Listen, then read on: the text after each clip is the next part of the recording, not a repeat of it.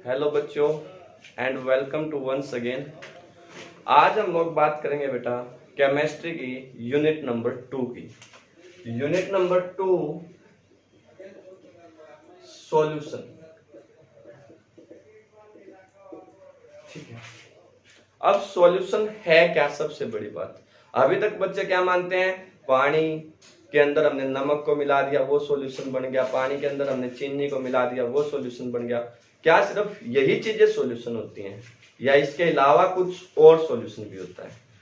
तो सॉल्यूशन बहुत अलग अलग तरह के होते हैं। सॉल्यूशंस क्या है बेटा? अलग अलग तरह के आपके पास है। उनमें क्या आएगा, सॉलिड में हम लोग सॉलिड को भी मिला सकते हैं, जैसे एलओए बनाते हैं, है ना, इंटरेस्टिंग। हम लोग किसी सॉलिड के अंदर गैस को भी मिला सकते हैं, किसी गैस के अंदर हम लोग जो है गैस को भी मिला सकते हैं, वो भी हमारे पास क्या हो सकता है, सॉल्यूशन हो सकता है। बात समझ में आई बेटा? ये जरूरी नहीं है जो आज तक आपने पढ़ा कि पानी के अंदर हमने नमक को मिला दिया, पानी के अंदर चीनी को मिला दिया, पानी के अंदर ग्लूकोज को मिला दिया, वही सॉल्यूशन होते हैं। सॉल्यूशन इसके अलावा बहुत अलग अलग तरह के हमारे पास होते हैं। ठीक है, सबसे पहली बात क्या होता है, बहुत सारे बच्चे सॉल्यूशंस की डेफिनेशन को लेके ही कंफ्यूज हो जाते हैं। सॉल्यूशंस में अब जब हम उनको आगे पार्ट समझाएंगे सॉल्यूशंस के, तो वो उनमें किसी और चीज को ही मीनिंग निकाल लेते हैं। सॉल्यूशंस क्या होता है बेटा? सॉल्यूशन जो है होमोजेनियस मिक्सचर्स है। ये क्या बेटा? होमोजेनियस मिक्सचर्स है ऑफ टू और more non reacting chemical substance.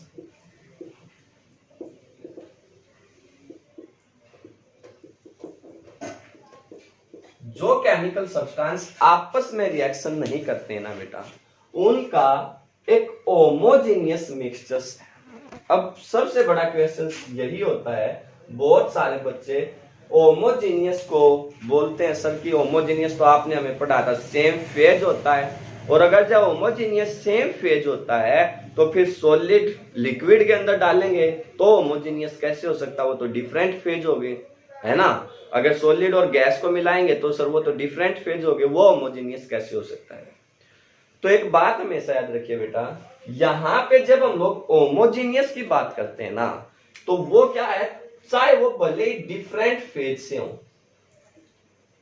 ठीक है, पर उनके पार्टिकल का जो साइज है ना, उस साइज का डिफरेंस जो होता है बेटा, वो क्या होना चाहिए, स्मॉल होना चाहिए। अगर वो साइज या वो आप लोग स्मॉल की बजाय ये भी कह सकते हैं कि अगर वो क्या है, कंपैरेबल है, एक दूसरे के लगभग बराबर भी है, तो भी वो क्या माने जाएंगे, होमोजेनियस माने जाएंगे। दो बहुत अलग अलग डिफरेंट चीजें, जैसे मान लीजिए मैंने पानी लिया और उसमें रेत को डाल दिया बेटा, तो वो सॉल्यूशन नहीं हो सकता है। ठीक है, वो सॉल्यूशन बिल्कुल नहीं है, क्योंकि उसके पार्टिकल जो रेत के पार्टिकल हैं वो उसके अंदर आराम से नीचे जाके बैठ जाएंगे, और क्योंकि जो पानी के वाटर मॉलिक्यूल्स हैं उनका जो साइज होता है और जो डस्ट पार्टिकल होते हैं उनके साइज में बहुत ज्यादा डिफरेंस होता है, इसलिए वो बिल्कुल सॉल्यूशन नहीं है। बात समझ गए? होमोजेनियस मिक्सचर, होमोजेनियस क्यों लिखा है बेटा? हालांकि हम लोग डिफरेंट फेज को यूज कर सकते हैं, डिफरेंट फेज हम लोग यूज करेंगे, पर ये होमोजेनियस इसलिए लिखा है कि जो डिफरेंट भी अगर हम लोग यूज करेंगे, सॉलिड के अंदर लिक्विड डालेंगे या लिक्विड के अंदर सॉलिड डालेंगे, तो उनके साइज का जो डिफरेंस है ना बेटा, वो साइज का डिफरेंस क्या होता है, बहुत ज्यादा स्मॉल होता है, इसलिए वो माने जाते हैं होमोजेनियस मिक्सचर्स की टर्म में। यही वो किस में पढ़े जाते हैं बेटा? होमोजेनियस मिक्सचर्स की टर्म में पढ़े जाते हैं। बात समझ में आई? पहली बात, सॉल्यूशन क्या है, ये बात क्लियर होगी। सॉल्यूशन क्या है बेटा? एक होमोजेनियस मिक्सचर है दो या दो से ज्यादा नॉन रिएक्टिव केमिकल सब्सटेंस का। जो दो या दो से ज्यादा नॉन रिएक्टिव केमिकल सब्सटेंस अगर हमारे पास है बेटा, तो उनका जो सॉल्यूशन होगा ना, उनका जो मिक्सचर होगा, वो मिक्सचर क्या है, सॉल्यूशन आपके पास। क्लियर? अब इस सॉल्यूशन में हमारे ये जो सॉल्यूशन एक्चुअल में है बेटा, ये आप सबको पता होता है, छोटी क्लासेज में हम लोग पढ़ते हैं कि जो सॉल्यूशन है इसमें दो टर्म्स हमारे पास होती है, एक है सॉल्यूट और दूसरा होता है सॉल्वेंट। अब सॉल्यूट और सॉल्वेंट को लेके भी क्या होता है, बहुत सारे बच्चे क्या होते हैं, कंफ्यूज होते हैं। वो मानते हैं कि मान लीजिए हमने पानी लिया, उसमें नमक डाल दिया, तो पानी क्या हो गया, सोलवेंट हो गया और नमक क्या हो गया, सोल्यूट हो गया। वो उस केस में तो ठीक है, लेकिन मान लीजिए हमने अल्कोहल लिया और उसमें पानी मिला दिया, तो फिर वो तो दोनों लिक्विड थे। उस केस में सोल्यूट कौन है और सोलवेंट कौन है, अगर हमें ये देखना है तो इसको आपने बेसिक जनरल टर्म्स में स्टडी करना है बेटा। सोल्यूट जो हमारे पास है वो सोल्यूट क्या होते हैं, जो हमेशा लेस अमाउंट में प्रेजेंट होंगे। जो क्या होंगे बेटा, लेस अमाउंट के अंदर प्रेजेंट होंगे, वो हमारे पास हमेशा क्या होंगे, सोल्यूट होंगे। और जो लार्ज अमाउंट में होंगे, जो क्या होंगे बेटा, लार्ज अमाउंट में प्रेजेंट होंगे, वो लार्ज अमाउंट वाले हमेशा सोलवेंट होंगे। कभी कभी ये भी हो सकता है, जैसे मान लीजिए हम लोगों ने कब आपको इक्विलिब्रियम सिखाया था कि हम पानी को के अंदर चीनी को घोलना स्टार्ट कर दें। अब जब चीनी को हम लोग उसके अंदर घोलेंगे तो एक स्टेट ऐसी भी आ सकती है जिसमें चीनी वापस, जो हम लोग घोलेंगे वो तो घुलेगी, लेकिन जो घुली हुई चीनी है वो वापस चीनी बनना स्टार्ट हो जाएगी। ये बात सिखाई थी मैंने इक्विलिब्रियम्स में आपको। तो in that case solute and solvent different हो सकते हैं। शुरुआत में जब चीनी हम घोलना शुरू किया, पानी ज्यादा था, चीनी कम थी, शुगर कम थी, तो वो क्या था बेटा, चीनी जो थी वो सोल्यूट थी और वाटर सोलवेंट था। बट जैसे जैसे चीनी की कंसंट्रेशन बढ़ती गई, वो पानी के कंसंट्रेशन से ज्यादा होगी, तो फिर उल्टा हो जाएगा, सोलवेंट जो शुगर हो जाएगी और वाटर आपके पास क्या हो जाएगा, सोल्यूट। तो सोल्यूट और सोलवेंट में क्या है, ये बात आपको समझ में आ गई। जो हमेशा लेस अमाउंट में प्रेजेंट होगा बेटा वो सोल्यूट है, और जो लार्ज अमाउंट में प्रेजेंट होगा बेटा वो क्या, हमेशा सोलवेंट आपके पास। बात क्लियर होगी, सोल्यूट एंड सोलवेंट क्या है। अब जो ये सॉल्यूशन आपके पास है बेटा, इसमें हमारे पास होता है बाइनरी सॉल्यूशन। अगर कोई आपसे कहे कि व्हाट इज बाइनरी सॉल्यूशंस, तो बाइनरी सॉल्यूशंस क्या है बेटा, जिसके अंदर सिर्फ एक सोल्यूट और एक सोलवेंट प्रेजेंट है। जिसके अंदर क्या है बेटा, only one solute and one solvent present है, वो आपके पास क्या होते हैं बेटा, बाइनरी सॉल्यूशन। एक ही सोल्यूट है, एक ही सोलवेंट अगर है तो वो क्या है, बाइनरी सॉल्यूशन आपके पास है। और दूसरा हमारे पास क्या होते हैं बेटा, एक होते हैं एक्वस सॉल्यूशन। एक क्या होते हैं बेटा, एक्वस सॉल्यूशन। एक्वस सॉल्यूशन कौन से होते हैं बेटा, जिसमें वाटर मॉलिक्यूल, जिसमें क्या होगा बेटा, water molecule as a solvent present है। जिसके अंदर water molecule as a solvent present रहेंगे ना बेटा, वो कहलाते हैं एक्वस सॉल्यूशन। जिसमें only one solute and one solvent है, वो हमारे पास क्या कहलाते हैं बेटा, बाइनरी सॉल्यूशन। और एक सॉल्यूशन क्या है, सोल्यूट प्लस सोलवेंट। बात क्लियर होगी बेटा, पक्का। सॉल्यूशंस की डेफिनेशन सबको समझ में आ गई। होमोजेनियस मिक्सचर्स का मतलब क्लियर होगा। यहाँ पे डिफरेंट जो सोल्यूट और सोलवेंट डिफरेंट फेज के हो सकते हैं, पर उनके साइज का जो पार्टिकल्स हैं, उनके साइज का डिफरेंस क्या होगा बेटा, बहुत ज्यादा स्मॉल नहीं, स्मॉल होगा, या साइज जो है कंपेरेबल होगा, इसलिए वो आपके पास क्या होंगे, होमोजेनियस ही माने जाएंगे। बात क्लियर होगी। अगर हम लोग बात करें सबसे पहले टाइप ऑफ सॉल्यूशंस की, मैंने कहा ना कि हम लोग जो है सॉलिड के अंदर सॉलिड को मिला सकते हैं, लिक्विड के अंदर लिक्विड को भी मिला सकते हैं, सॉलिड के अंदर लिक्विड को भी मिला सकते हैं। तो अगर हम लोग इसी कॉन्सेप्ट को अप्लाई करें और फाइंड करें टाइप ऑफ सॉल्यूशंस,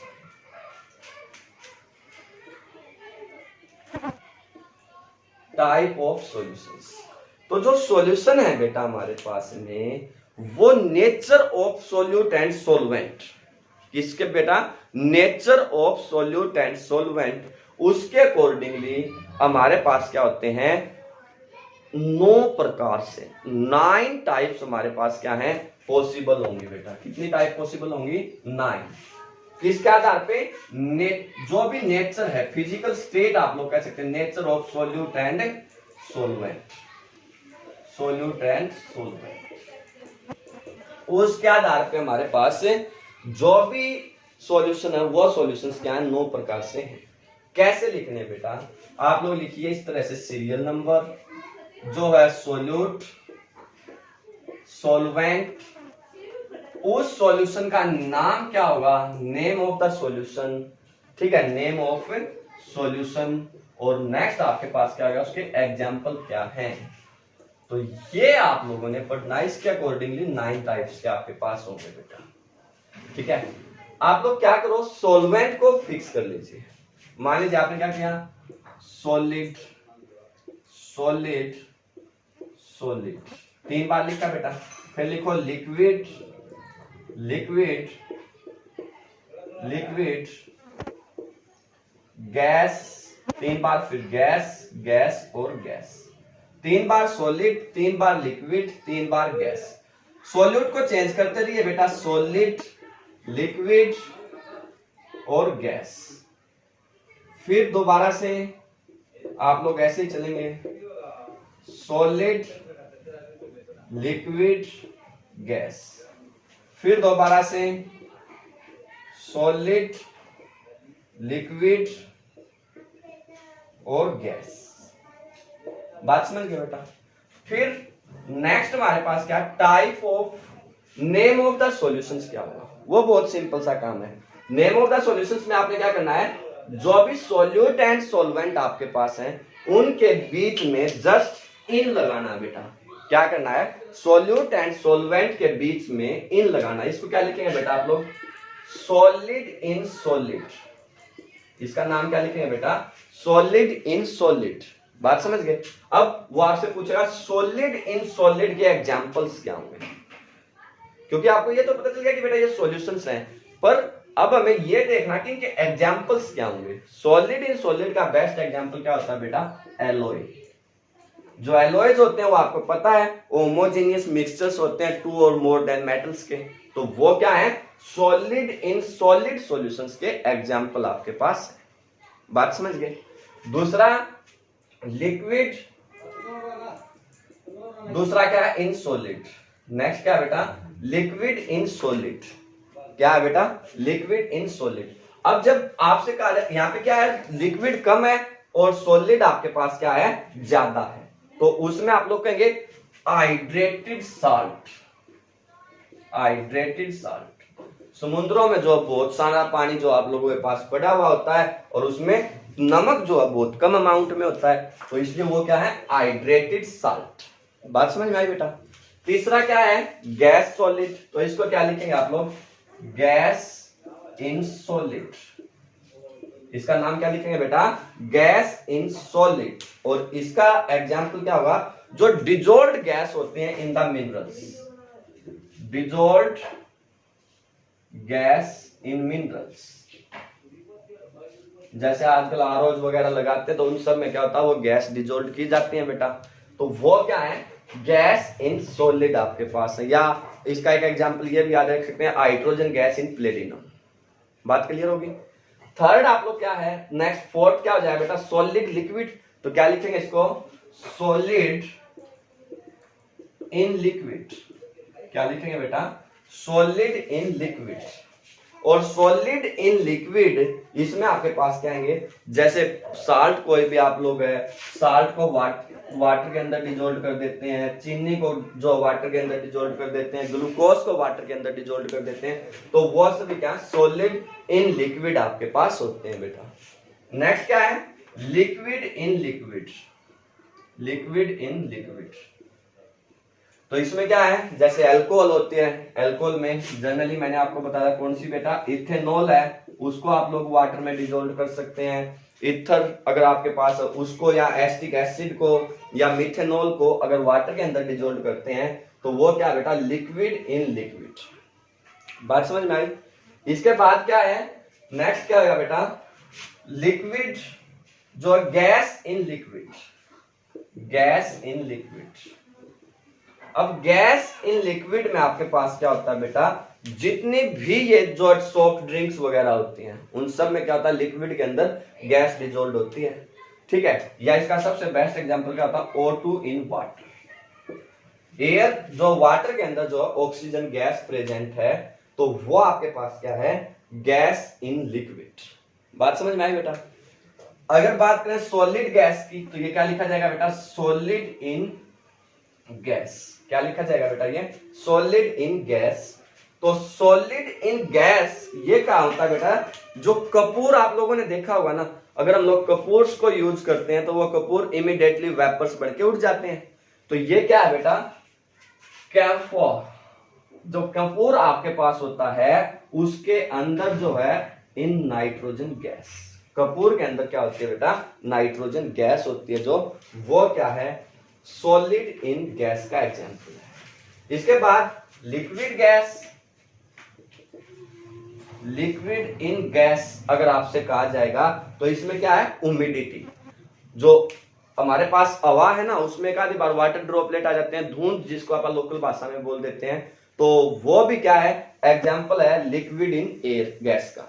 ये क्या है बेटा, ह्यूमिडिटी।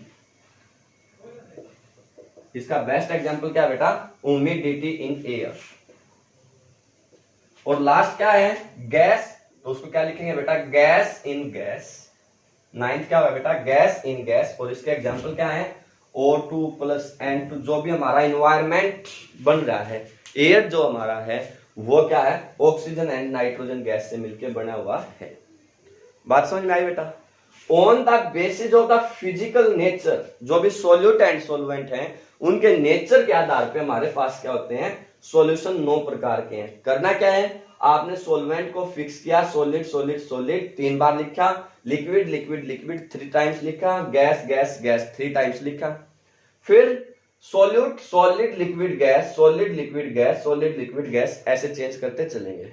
बात समझ गए बेटा। फिर उनके बीच में इन लगाना आपने, solid in solid, liquid in solid, gas in solid, इस तरह से क्या हो जाएंगे बेटा, उनके नाम हो जाएंगे।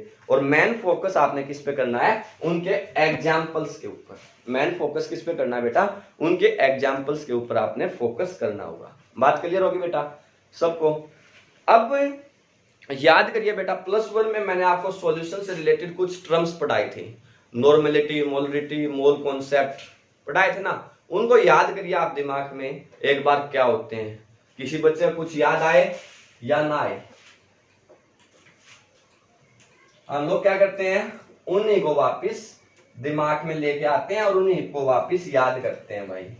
ठीक है, क्या बोलते हैं उसको, expressing the concentration of A solution. आपने क्या करना है, कंसंट्रेशन ऑफ ए सॉल्यूशन, एक सॉल्यूशन की कंसंट्रेशंस को डिफाइन करना है। ठीक है, उसमें सबसे पहले हमारे पास होता है बेटा परसेंटेज। सबसे पहले टर्म क्या है बेटा, परसेंटेज है। अब जो ये परसेंटेज है, ये परसेंटेज आपके पास है 3 प्रकार से। एक होता है मास परसेंटेज, दूसरा आपके पास होता है बेटा वॉल्यूम परसेंटेज, और तीसरा आपके पास होता है mass by volume percentage. Mass by volume percentage 3 है बेटा, mass percentage, volume percentage and mass by volume percentage. अब इसको समझिए, मास परसेंटेज, इस शब्द को समझिए, मीन्स जब आपके पास क्या सोल्यूट जो है ना, ये समझिए, ये बात आप लोग समझ लीजिए बेटा कि ये मास परसेंटेज जनरली कहां आएगा, ये कब आएगा बेटा, जब सोल्यूट आपके पास जनरली सॉलिड है। जब सोल्यूट क्या बेटा, जनरली सॉलिड है और सॉल्वेंट लिक्विड है, तो उस केस में आप generally mass percentage find out करेंगे।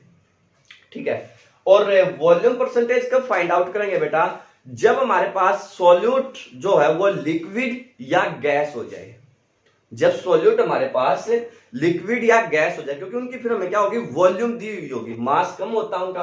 ठीक है, तो इन दैट केस हम लोग क्या करते हैं, वॉल्यूम परसेंटेज। जब सॉल्यूट कौन हो जाए बेटा, जो है सॉल्यूट कौन हो जाए, लिक्विड या गैस, तो क्योंकि लिक्विड या गैस में मास कम दिया जाता है और उनकी वॉल्यूम जो होती है उसको ज्यादा मेंशन किया जाता है। और थर्ड, मास बाय वॉल्यूम, जब सॉलिड सॉल्वेंट और लिक्विड जो है या गैस आपके पास जो है सॉल्वेंट है, सॉल्यूट है, इन दैट केस, या जनरली इसको हम लोग किसी भी टर्म्स के ऊपर एक्सप्लेन कर सकते हैं जैसे हमें जरूरत फील होगी। बात समझ में आ गई बेटा।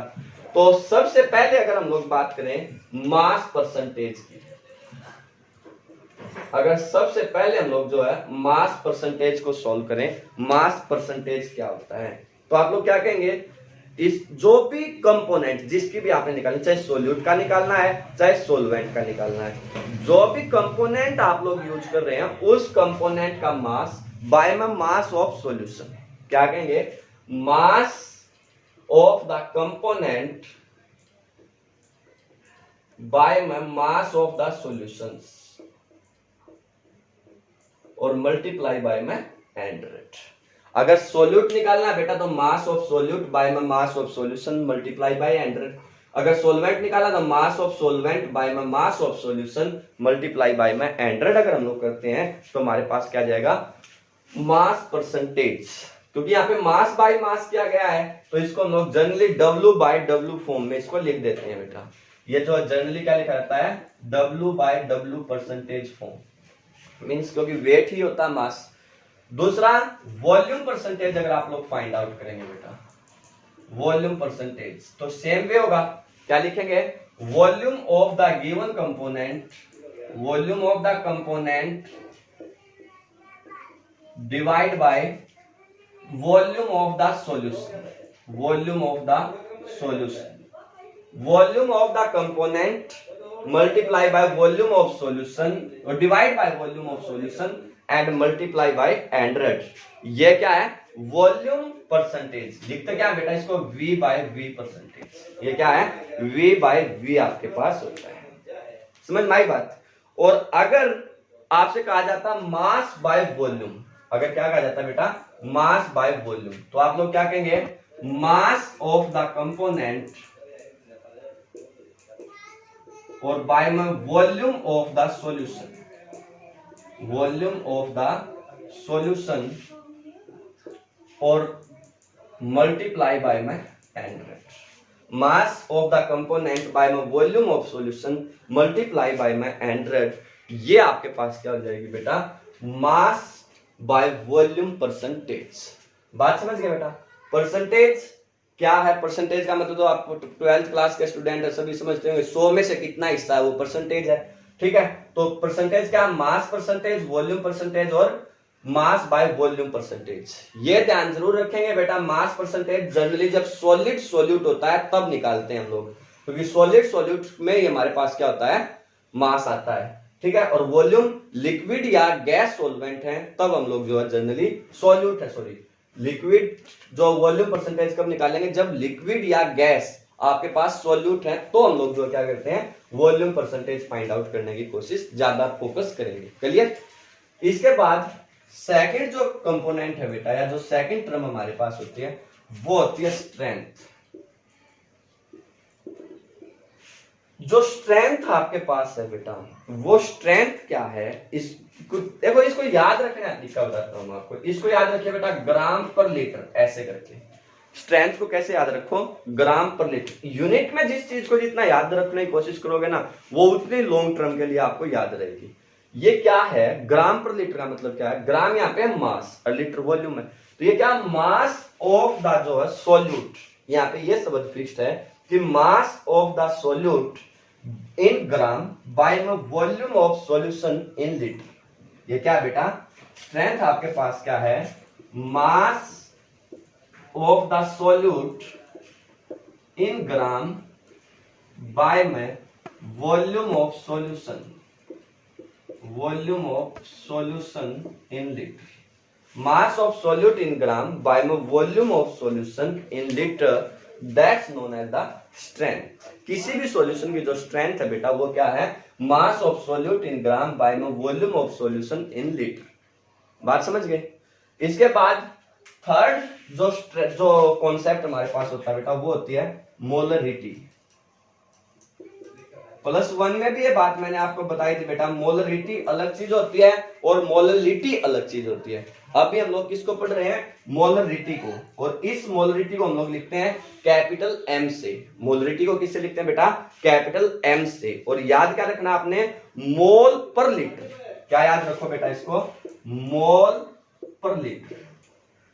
अब मोल पर लीटर में कैसे डिफाइन करेंगे, हाउ टू डिफाइन, तो ये मोल है ना बेटा, तो इसी को पढ़ लीजिए। यहाँ पे था मास ऑफ सोल्यूट, अब कह दीजिए number of mole of solute. अब इसको क्या बना दो बेटा, number of mole of solute by में क्या पर लीटर है ना, तो बाय में volume of the solution. Mass number of mole of solute by में volume of the solution, that's known as the molarity. बात समझ में आई बेटा? पक्का। अब देखो नंबर ऑफ मोल जो आपके पास होते हैं, +1 में मैंने बहुत इंपॉर्टेंट बताया था, नंबर ऑफ मोल्स क्या बेटा? मास बटे में molecular mass. Mass, number of मोल निकालने का तरीका क्या होता है बेटा? मास बटे में मोलिकुलर मास। अब अगर हम लोग इस नंबर ऑफ मोल के स्थान पर mass of the solute by में मोलिकुलर मास ऑफ सोल्यूट और multiply by volume of solution, ये लिखते हैं बेटा, तो क्या आएगा? अब देखो मास ऑफ सोल्यूट बाय में वॉल्यूम ऑफ सॉल्यूशन, ये क्या है? मास ऑफ सोल्यूट बाय में volume of solution. It means that ये क्या है? स्ट्रेंथ। क्या है बेटा? स्ट्रेंथ। तो ये क्या आ गया? मोलरिटी अगर आपने स्ट्रेंथ की टर्म में फाइंड आउट करनी है बेटा, तो वो क्या आ गई? Strength by molecular mass of solute. बात समझ में आई बेटा? जो मोलरिटी है इन टर्म ऑफ स्ट्रेंथ, वो क्या जाएगी? स्ट्रेंथ बटे में मोलिकुलर मास ऑफ सोल्यूट। बात समझ में आई? अगर आपको जनरलाइज ये कहा जाता है कि W ग्राम ऑफ सोल्यूट, वो क्या बेटा? Solute dissolved in W gram of solute dissolved in V centimetre cube of the solution. तो what is the formula for the molarity? तो मोलरिटी क्या आएगी बेटा? M is equal to W gram है ना, तो W बटे में मोलिकुलर मास। अब ये V सेंटीमीटर क्यूब दिया हुआ बेटा, ये क्या दिया हुआ है? V centimetre cube. तो इसका मतलब V, और इसको लीटर में कन्वर्ट करेंगे तो 1000। तो ये हमारे पास क्या जाएगा बेटा? जनरल फॉर्मूला आ जाएगा मोलरिटी को कैलकुलेट करने का। आई बात समझ में? वो इसको आप लोग इस तरह से भी समझ सकते हैं बेटा, एक न्यूमेरिकली आप लोग जो इसको इस तरह से समझ सकते हैं। आपसे मान लीजिए कहा गया कि 4.9 gram of sulphuric acid dissolved, कहा क्या गया है बेटा? कि 4.9 gram of sulphuric acid H2SO4 dissolved in 250 ml of water. What is the molarity of the solution? तो मोलरिटी क्या आएगी बेटा? क्या ये सल्फ्यूरिक एसिड H2SO4, याद करिए +1 में क्या सिखाया था? 1 into 2 sulphur 32, oxygen 16 multiply by 4 means 2 + 32 + 64 98। अब निकालना क्या बेटा? Number of mole of solute, number of mole of solute और बाय में volume of solution in litre में कहा है। अब नंबर ऑफ मोल किसके बराबर होते हैं? मास बटे मोलिकुलर मास। मास कितना दिया बेटा? 4.9 बाय में 98, क्या आ गया? Molecular mass. और वॉल्यूम कितनी दिया बेटा? 250 ml, लीटर में कन्वर्ट करेंगे तो डिवाइड बाय 1000। तो it means that we can say 4.9 into 98 multiply by 100 bye 250।